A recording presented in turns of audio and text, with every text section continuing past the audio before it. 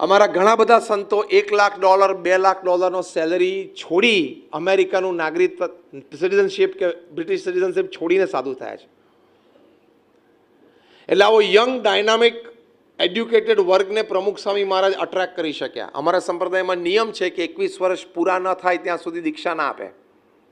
એટલે બહુ મેચ્યોરિટીથી સમજણથી અહીંયા આવે. આવા 1200 સંતોને એમણે દીક્ષા આપી. 55,000થી વધારે વોલેન્ટિયર ફોર્સ એમણે ઊભો કર્યો. જબરજસ્ત પુરુષાર્થ એમના જીવનમાં કર્યો, પણ કેટલી નૈતિકતા અને પ્રામાણિકતા એમના જીવનમાં હતી. એમને અમે એકવાર પૂછ્યું કે સ્વામી કયો વિચાર તમારા મનમાં હંમેશા રહે છે?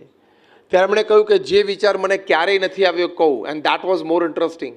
પ્રમુખ સ્વામી મહારાજ બોલ્યા કે કોઈનું પણ અહિત થાય એવો વિચાર મને જીવનમાં ક્યારેય નથી આવ્યો.